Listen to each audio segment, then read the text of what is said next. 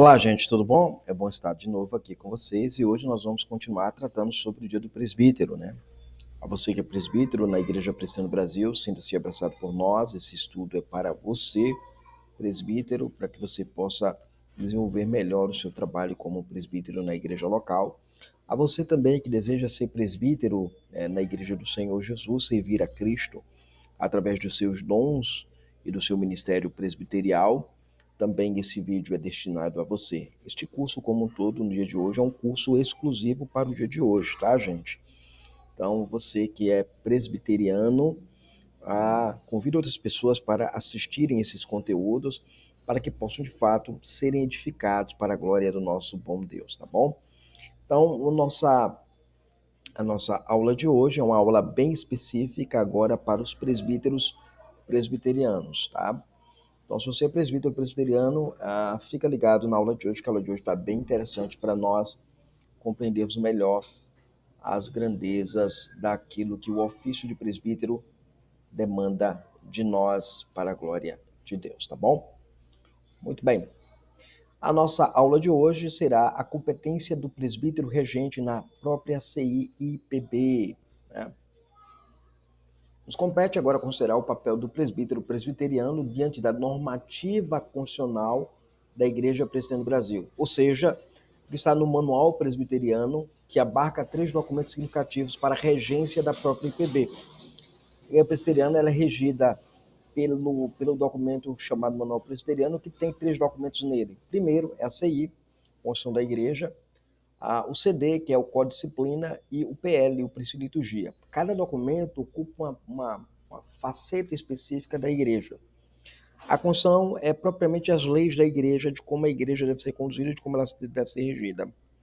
O CD, que é o Código de Disciplina, ele trabalha como processar e disciplinar um membro de igreja local, e o PL trabalha com a questão de como é o culto presbiteriano, né? Então, esses 3 documentos são basilares para a identidade, a formação e aquilo que nós somos como presbiterianos. Nós estamos desenvolvendo um curso no Seminário Digital Reformado sobre Constituição e Ordem da Igreja Presbiteriana do Brasil. Se você tiver interesse, nos procure em privado, que eu estarei passando todas as diretrizes necessárias para que você possa fazer este curso, se for da sua vontade e do seu agrado, ok? Temos visto em nossos estudos o tratamento bíblico sobre essas questões que envolvem o presbiterato bíblico.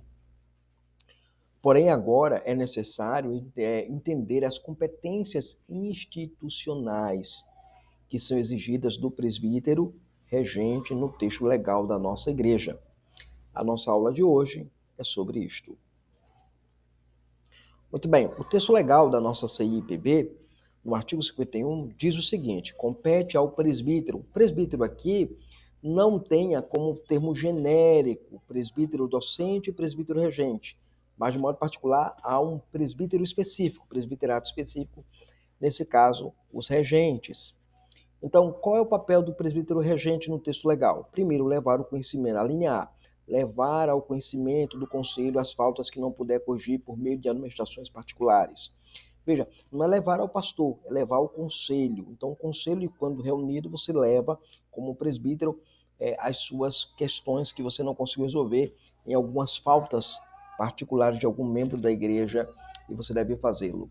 A linha B diz que deve auxiliar o pastor no trabalho de visitas. Nós vamos ver um pouco sobre isso. A linha C, instruir os neófitos e consolar os aflitos e cuidar da infância e da juventude. A linha D, orar com os crentes e por eles, informar o pastor dos casos de doenças e aflições. A linha F, distribuir os elementos da Santa Ceia. A linha G, tomar parte da ordenação de ministros e oficiais. A linha H, representar o conselho no presbitério, este no sínodo e no Supremo Conselho. Artigo 52, o presbítero tem nos concílios da igreja autoridade igual a dos ministros. Ok? Vamos estudar sobre isso. Talvez você diga assim, essa aula é uma aula que vai pesar muito, vai ser muito... Não, é uma aula que a gente precisa conhecer, de fato, como agir como presbítero na igreja. Ok? Primeiro, o presbítero, ele é um admoestador. A própria Constituição da Igreja diz que compete a este presbítero regente levar ao conhecimento do concílio as faltas que não puder corrigir por meio de administrações particulares. Aqui vemos claramente que o presbítero é um admoestador. Essa palavra ela vem do termo grego parakaleo, que tem um sentido de alguém que exorta, de alguém que corrige, de alguém que orienta. Então, o fato de o presbítero não conseguir resolver o problema não significa que ele não deva ter essa vocação. Ele precisa ter essa vocação para tentar resolver o problema, a dificuldade, ali de maneira particular, algo que é particular, algo que não é público. Mas ele tentou e fez isso e não conseguiu. Aliás, a escritura como um todo, ela nos leva para este caminho, por exemplo, né? A escritura, ela trabalha exatamente essa ideia, né? Que é a ideia lá de Mateus capítulo 18, né? Vai trabalhar essa ideia de Mateus 18, que nós devemos, de fato, dar uma olhada lá no texto sagrado, no texto bíblico lá de Mateus 18. Abra aí Mateus 18, versos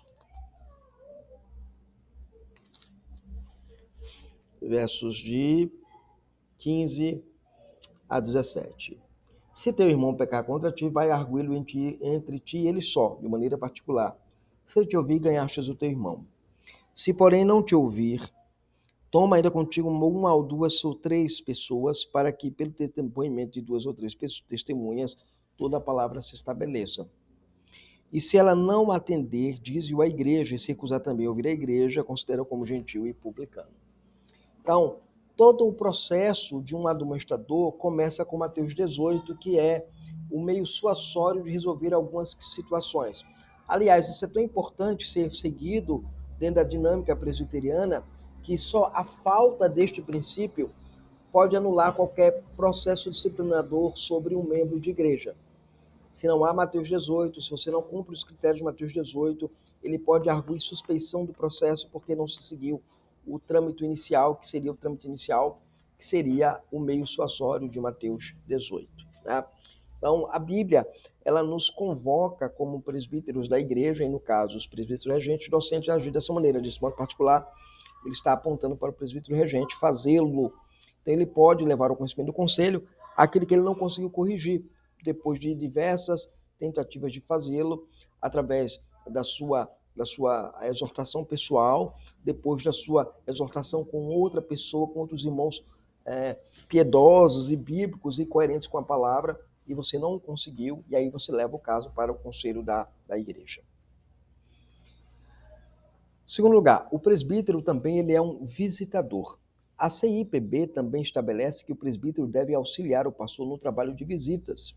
Aqui está uma das atribuições mais negligenciadas pelo colégio presbiterial. Muitos presbíteros olham a atribuição da visitação como uma tarefa exclusiva do ministro da palavra. Aliás, eles pensam assim, nós estamos pagando o pastor, nós estamos remunerando ele, então nós devemos exigir que ele o faça. Ele é que deve fazer. Ele que deve fazer todo o trabalho nessa área. Entretanto, quando você observa o que ensina a legislação eclesiástica da nossa igreja, diz que é uma tarefa do conselho fazê-lo. É o conselho quem visita, é o conselho quem argue, é o conselho quem pastoreia, é o conselho nas suas atribuições de presbíteros e pastores do rebanho de Deus em fazê-lo. É eles que devem fazer isso como um todo.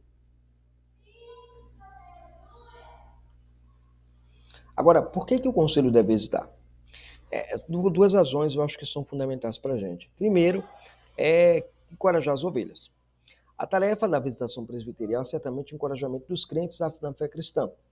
Por exemplo, no texto de 1 Tessalonicenses, no capítulo 5,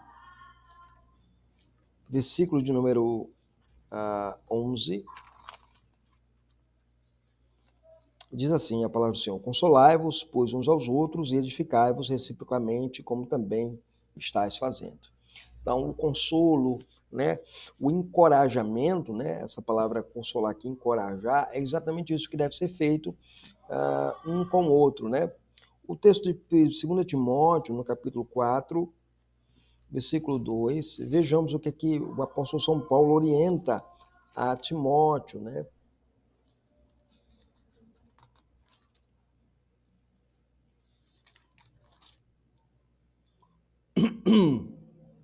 prega a palavra, insta, quer seja oportuno, quer não, corrige, repreende, exorta com toda a humildade e doutrina, né? Então aqui é o papel de exortar, de estimular, de trabalhar para que a igreja possa de fato fazer isso com a bondade do Senhor, né? Tito capítulo 1, verso 9, diz assim: apegado à palavra fiel, que é segundo a doutrina, de modo que tenha poder tanto para exortar pelo reto caminho, como para convencer os que contradizem. A palavra exortar aqui é a palavra usada para encorajamento, né? Então, o presbítero ele deve encorajar os demais membros da igreja a estarem ligados ao evangelho da graça de Deus. Então, esse é o ponto que a gente tem aí dentro do processo do trabalho presbiterial. A segunda questão é a admoestação das ovelhas. Veja, os presbíteros, pela visitação, podem admoestar as suas ovelhas. Aí você volta lá para Colossenses, né? Volta sua Bíblia lá para Colossenses, capítulo de número 1, versículo 28, diz assim: o qual nós anunciamos, advertindo a todo homem, ensinando a todo homem. Deixa eu voltar aqui, tá, gente? Deixa eu voltar. A todo homem, ensinando a todo homem que toda a sabedoria, a fim de que apresentamos todo homem perfeito a Cristo, né? Então, advertindo, né? Aqui exortando, trabalhando para que eles possam de fato fazer isso, né? E o capítulo 3 de Colossenses, versículo 16, diz assim para nós: habite ricamente em vós, né, a palavra de Cristo, instruí-vos, aconselhai-vos mutuamente, com toda a sabedoria, louvando a Deus com salmos, hinos e cantos espirituais com gratidão em vosso coração. O aconselhamento, né, a orientação do conselho, né, a visita presbiterial, a visita do conselho tem a missão de aconselhar, de orientar, de admoestar aquele crente que necessita dessa admoestação. E Romanos, né, aqui Romanos, capítulo 15, volte sua Bíblia lá para Romanos, capítulo 15, verso 4. Aqui em Romanos 15, 4, é interessante, olha só que coisa interessante. Pois tudo quanto outrora foi escrito, ou seja, a Bíblia do Antigo Testamento, para o nosso ensino foi escrito, a fim de que pela paciência e pela consolação das Escrituras tenhamos esperança. Então, a visitação, ela visa trazer a Escritura para trazer consolo e esperança na vida daquele que recebe a visita presbiterial. Por que o conselho deve visitar? Bem, Calvino revela com clareza essa necessidade. Não é suficiente que do púlpito um pastor ensine a todas as pessoas conjuntamente, pois ele não acrescenta instrução de acordo com a necessidade e com as circunstâncias específicas de cada caso. Então, Calvino ele entende que há uma necessidade não apenas do púlpito ensinar as verdades, mas também do dia a dia com essas ovelhas, com o trabalho dos presbíteros, essas ovelhas sejam alcançadas e atendidas suas necessidades nas circunstâncias mais específicas delas. Ok? Agora, o que fazer durante a visita? Primeiro, ser uma pessoa acessível durante toda a visita. Pessoa transparente e acessível durante todo o processo de visita. Também ser um bom ouvinte, né?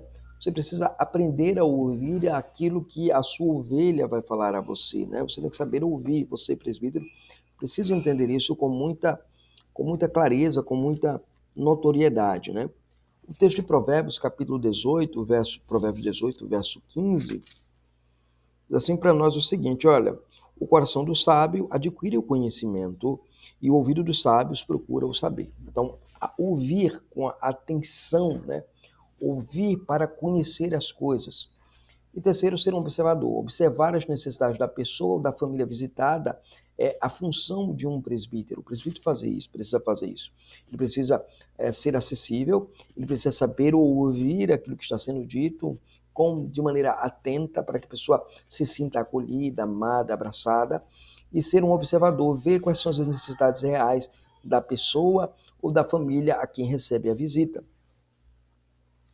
Mas a pergunta é quando nós devemos visitar alguém, né? Se proliferou no meio cristão de que você, pastor, você, presbítero, deve visitar a qualquer hora e a qualquer custo as ovelhas. do rebanho. A Constituição da Igreja, ela associa, né, o artigo 51 ao artigo 21 do nosso princípio de liturgia. Então, vamos lá. O princípio de liturgia diz o seguinte para nós. Olha o que é que diz o princípio de liturgia dentro do nosso sistema presbiteriano. Está aqui o princípio de liturgia. Deixa eu abrir aqui para vocês, né? Os crentes enfermos devem ser visitados pelo pastor e pelos oficiais, que os confortarão e instruirão com a leitura de textos bíblicos, cânticos e de hinos e oração. Então, veja bem, aqui é muito claro o que é que diz. Primeiro, os crentes enfermos devem ser visitados pelo conselho. Veja, não é qualquer crente, não é a ideia de você estar todo dia, toda semana na casa do crente, não. Os crentes com necessidades específicas, nesse caso, enfermidade. A enfermidade aqui pode ser física, embora a Constituição estabeleça a ideia da enfermidade física, mas também pode ser a enfermidade emocional e espiritual. Então, isso abarca um amplo leque de visitação do conselho da igreja. A segunda, ele deve visitar, né? A visita, ela visa trazer auxílio espiritual àquele que está necessitado dele. Aliás, Tiago, né, no capítulo 5, ele vai falar sobre isto para nós de maneira muito interessante, né, de maneira muito, muito única, né, que nós temos na Escritura. Então, aqui na Escritura nós temos umas coisas interessantes aqui na carta de Tiago, no capítulo 5 de Tiago, versículo número 14 e 15. Olha o que diz Tiago, orientando a igreja da seguinte maneira: está alguém entre vós doente, chame os presbíteros da igreja. E estes façam oração sobre ele, ungindo com óleo em nome do Senhor. E a oração da fé salvará o enfermo, e o Senhor o levantará, se houver cometido pecado, se lhe são perdoados. Aqui, Tiago, ele menciona um fato muito interessante à igreja. Qual é o fato que Tiago menciona à igreja? É que a igreja, quando tem alguém enfermo, a igreja precisa comunicar ao conselho da igreja. Sabe? Pessoas na igreja, elas adoecem, elas ficam mal, mas elas não avisam ao conselho da igreja. Não avisam o presbítero, não avisam o pastor da igreja, não avisam ninguém. Passa pelo processo da dor, do sofrimento, da doença, de uma cirurgia, de uma necessidade de um tratamento crônico. Estas coisas não falam ao conselho da igreja e querem, por exemplo, que se adivinhe que eles estão passando por alguma dificuldade nesse sentido da enfermidade e da necessidade de um apoio espiritual. Veja, esse é um problema que você tem na igreja como um todo. As pessoas acabaram se isolando dentro da comunidade religiosa sem poder tratar desse trauma que é viver debaixo de uma igreja onde, aliás, a igreja evangélica, de modo geral, hoje, né, ela não respeita mais a autoridade dos presbíteros e do pastor da igreja. Havia uma época em que a figura do pastor era uma figura sagrada na igreja. Havia uma época em que a figura do presbítero era uma pessoa sagrada na igreja. Não, hoje é mais um crente, é mais um comum, é mais um irmão da igreja. Não é a liderança da igreja, não é alguém que inspira a liderança da igreja. Veja o problema que a gente tem aqui. Nós temos esse problema. Aliás, há um detalhe muito interessante, é uma perspectiva muito, muito curiosa, que quando a pessoa é membro de uma igreja durante muitos anos e ela se torna a liderança dessa igreja, a tendência das pessoas dessa igreja em não respeitar a sua autoridade é maior, porque vê como igual, não vê como diferente, né? Isso é um princípio bem estabelecido na palavra de Deus, que diz que profeta, falando sobre Jesus, né? Jesus curava lá na cidade onde ele nasceu, e as pessoas não deram credo nele, desprezavam a ele e tudo mais, não acreditavam no que ele fazia.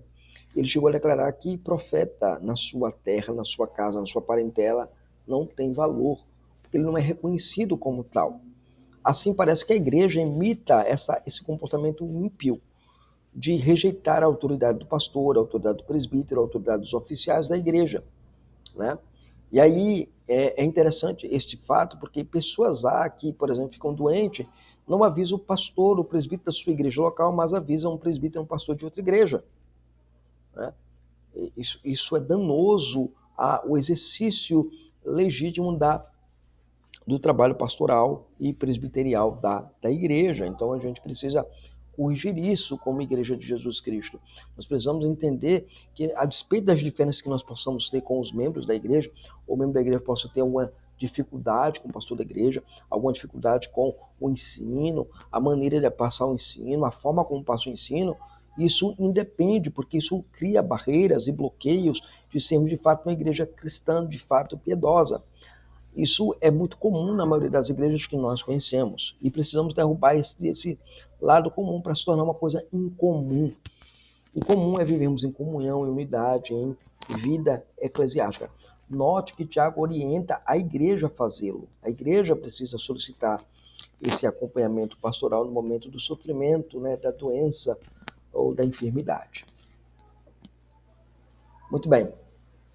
Mas quando é que a visita é de fato formal? Veja, e aí é outro ponto que a gente tem. O princípio de liturgia vai dizer que a obrigação de visitar os enfermos só se torna formal quando o crente pedir a visita. Ou seja, quando o crente informa de fato, aqui o Pedro está seguindo o princípio lá de Tiago. Né? Então, essa visita pastoral para o enfermo, ela é obrigatória, ela se torna obrigatória quando este crente, ele solicita esta visita. As pessoas, elas não entendem isso e acabam causando confusão por causa disso, né? Então, o que a gente aprende aqui? Aprende primeiro que o conselho é obrigado a visitar os membros da igreja. Isso aqui é um ponto estabelecido no CI, né? Essa obrigação de visitar é do conselho da igreja, não é o pastor, não é um presbítero, é o conselho da igreja que deve fazê-lo. Segundo, essa obrigação é formal mediante a solicitação do irmão necessitado da visita. Então, ela se torna formal quando este crente solicita essa maneira, né, básica e singular da visita pastoral. Terceiro lugar, o presbítero, ele é um discipulador e consolador. Veja, a linha C da CIPB, no artigo 51, diz que instruir os neófitos, consolar os aflitos e cuidar da infância e da juventude. O presbítero primeiro precisa ensinar. 1 Timóteo capítulo 3, verso 2 diz isso, e Tito capítulo 1, verso 9 também diz isso. Primeiro, ele é apto para o ensino e ele seja apto para refutar aqueles que tentam contradizer a verdade. O interesse do presbítero na igreja é que a infância, né? O interesse do presbítero na igreja é que a infância e a juventude receba a sua devida porção. Os presbíteros precisam se ocupar com 3 áreas importantes na vida da igreja. Primeiro, a instrução, então ele precisa aprender, precisa estudar, precisa mergulhar, precisa ler, precisa ter uma vivência de leitura da palavra e uma vivência de instrução acadêmica, bíblica e teológica. Ler os catecismos, ler a confissão de fé, estudar esses documentos, se aprimorar nele, procurar literatura específica, livros na área de aconselhamento bíblico, de modo particular o conhecimento bíblico noutético de confrontação. Então ele precisa disso, precisa ser um exortador, ele precisa pegar os princípios da palavra de Deus e exortar os crentes a imitarem aqueles princípios, a obedecerem aqueles princípios e a seguirem aqueles princípios. Esse é o papel do presbítero regente. E ele precisa também ser um cuidador de quem? Daqueles que são colocados nas suas mãos, a infância e a juventude. E aqui é interessante, a infância hoje, os presbíteros entregaram ela às mulheres da igreja. Então, geralmente as mulheres da igreja orientam as crianças da igreja e raramente os presbíteros se preocupam com isto. Mas é um dever deles se preocuparem com isso. Instruir, né? Eles devem instruir os neófitos, eles devem consolar os aflitos, mas eles também devem cuidar da infância e da juventude. Esse cuidado, esse zelo, este amor, provendo aquilo que é essencial para as crianças da igreja e a juventude da igreja. Então, é o cuidado, né? Então, instrução, exortação e cuidado são as 3 áreas de atuação do presbítero discipulador consolador. Em quarto lugar, o presbítero ele é um crente que ora com e pelo rebanho. A linha D diz que o crente, o presbítero, ele precisa orar com os crentes e por eles. Aqui, a CI lembra-nos que o pastoreio do conselho se dá em estar com as ovelhas na prática da oração. Aliás, as reuniões de oração muitas vezes elas são vazias, são minguadas, são diminutas.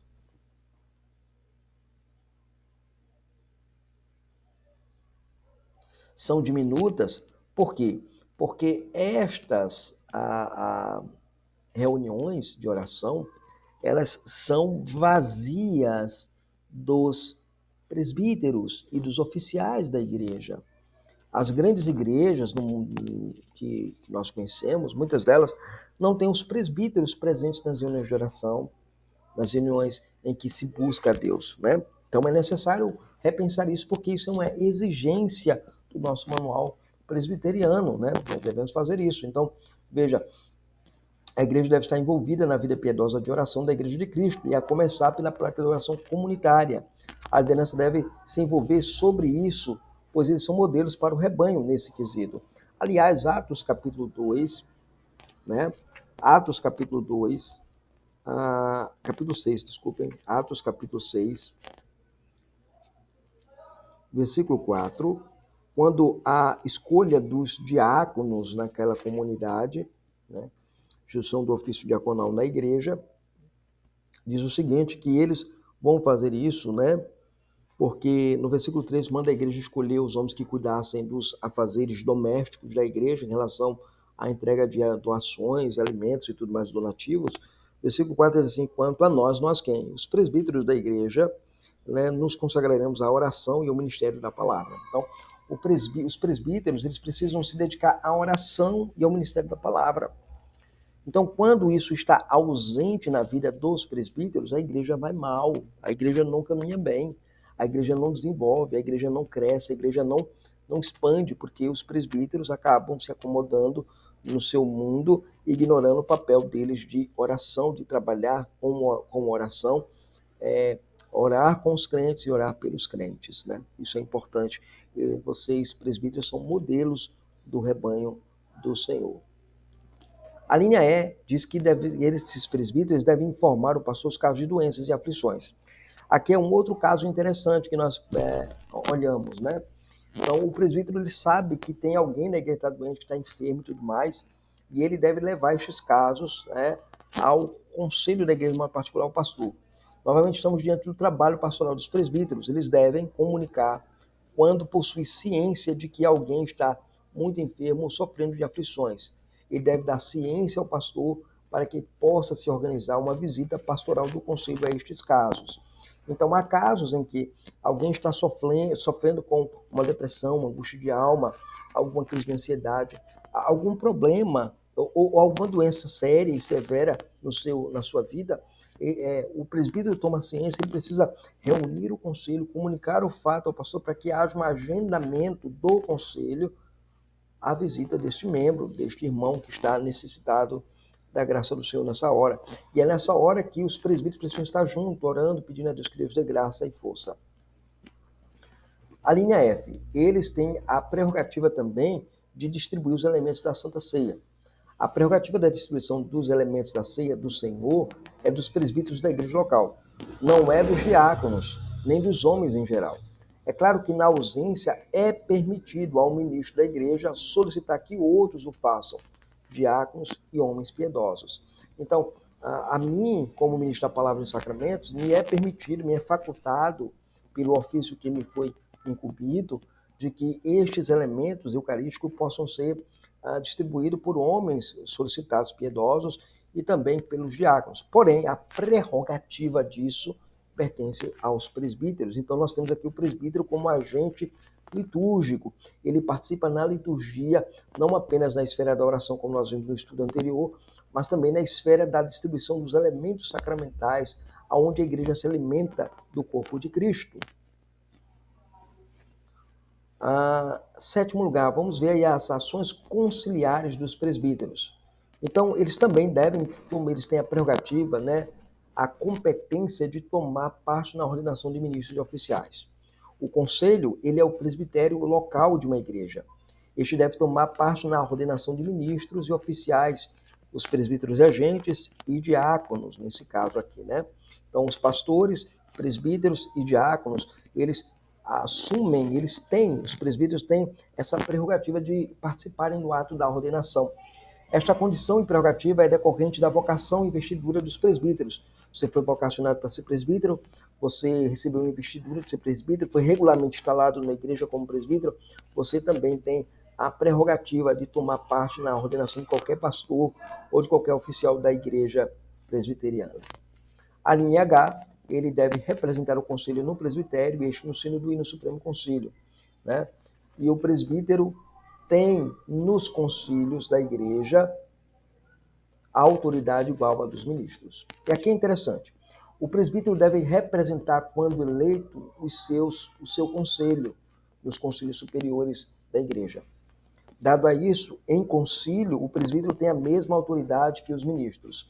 Lembro-me que certa feita, na reunião presbiterial, eu era membro de igreja e meu pastor me convidou para assistir uma reunião do presbitério, e eu lembro muito bem dessa situação curiosa, onde um pastor no presbitério teve uma discussão com um presbítero e ele gritou a plenos pulmões que é para o presbítero se recolher à sua insignificância de presbítero. Quando ele terminou essa fala, meu pastor tomou a palavra na ocasião e falou que aquela atitude era inconcebível, porque quando um pastor diz que um presbítero ele deve ser recolhido à insignificância de presbítero, implica dizer que ele não conhece o sistema presbiteriano, porque no sistema presbiteriano os presbíteros têm igual autoridade, igual poder, a mesma autoridade dos ministros da palavra. Ou seja, no sistema presbiteriano não há uma hierarquização do pastor sobre os presbíteros enquanto concílio, enquanto conselho. Tá? Essa ideia do pastor sobre os presbíteros se dá fora do concílio. Ou seja, essa relação de pastor e ovelha, porque um presbítero ele é uma ovelha do pastor, isso é feito dentro de outros ambientes. Mas no ambiente eclesiástico, ambos têm o mesmo pé de igualdade e as decisões são tomadas em conselho na autoridade eclesial. Então, é necessário que os presbíteros compreendam a sua função mediante o que diz a nossa Constituição eclesiástica. Então, se você é presbítero presbiteriano, assuma as suas funções plenamente como rege a nossa Constituição. E se sinta, de fato, honrado em receber da nossa igreja essa incumbência tão única, tão singular, tão maravilhosa que é servir a causa do mestre através dessas funções e prerrogativas que só você tem. Que Deus possa abençoar você, Deus possa entender a graça sobre a sua vida, para a glória de Deus somente. Nos vemos na nossa próxima aula, para a glória de Deus.